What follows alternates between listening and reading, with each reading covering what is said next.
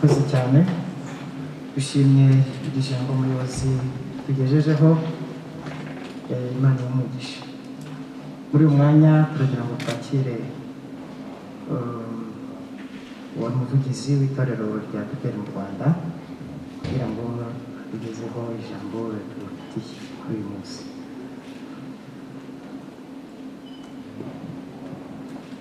Uwari umuvugizi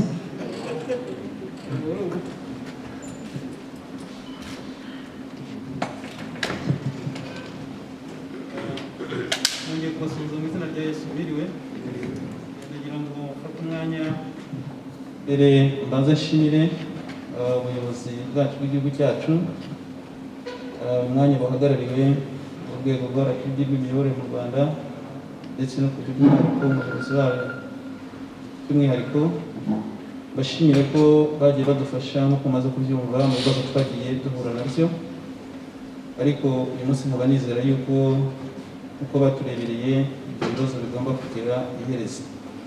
Icya kabiri ndagira ngo nshimire abayobozi banjye twakoranye ndetse n'abashumba bose, ariko cyane cyane nshimira abakristo bakomeje gufasha itorero mu gihe icyo ari cyo cyose, mu bihe byiza cyangwa se mu bihe bigoranye, ariko bagakomeza inshingano zabo zo gukomeza gukora umurimo w'Imana. Icya kabiri ndagira ngo nshimire bagenzi banjye kuko umuyobozi cyangwa se umushyitsi mukuru amaze kubitubwira na pasitoro wacu dusanzwe tuzi kandi cyane, ndetse n'abakristo bacu dusanzwe tuzi cyane, bagiye gufata izi nshingano zo kuyobora itorero. Ku giti cyanjye nkora umuvugizi w'itorero rya ADEPR, ndabasezeranya kubafasha ndetse no gushyigikira umurimo w'Imana uko tuzashoboza. Icyo nabizeza. Hanyuma mu rundi ruhande ntabwo turi butinde, ndifuza yuko umushyitsi mukuru yatwemerera tugakora igikorwa cyatuzanye hano mu buryo bukurikira.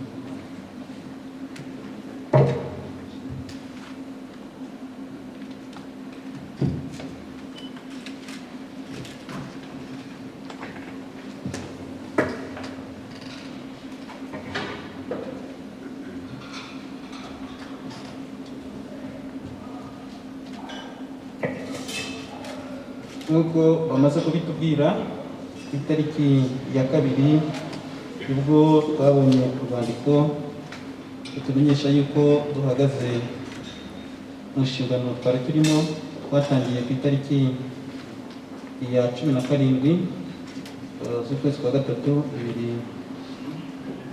2018, dusaba yuko uyu munsi twategura ihererekanya ububasha, kandi batumenyesha ko iki gikorwa urwego rw'imiyoborere ruzagena uburyo gikurikira.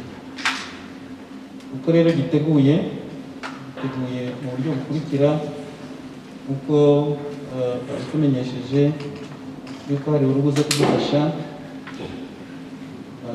mu rwego rw'amategeko. Ndagira ngo rero nsome inyandiko nateguye tugiye gushyiraho umukono njye na mugenzi wanjye uyu munsi. Narinze ngera hano ntari namenya uwo ari we, ariko nta kibazo kuko uko iteguye biri buze kudufasha. Inyandiko mvugo y'ihererekanyabubasha none kuwa 8 Ukwakira 2020 mu cyumba cy'inama kuri Dove Hotel habereye ihererekanyabubasha rya ADEPR rihagarariwe na RGB,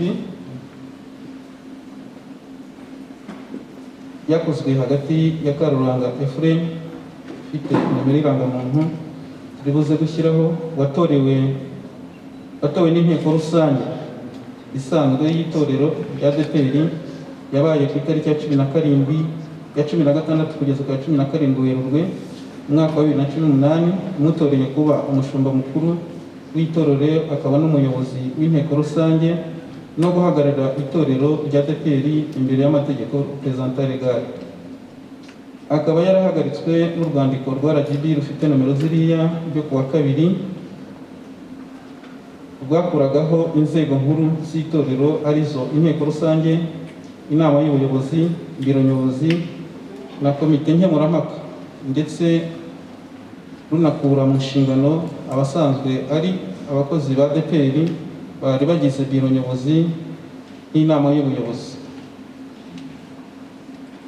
None urwego rw'igihugu rw'imiyoborere RGB rugennye ko Perezida Isayi ufite urwandiko rwa RGB ndibwira ko ruhari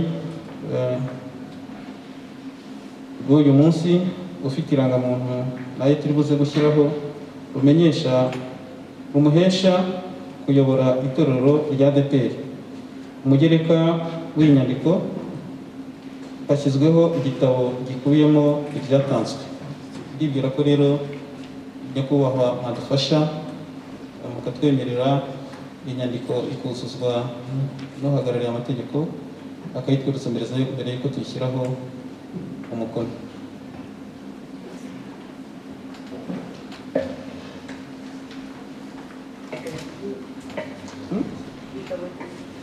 Iri hano.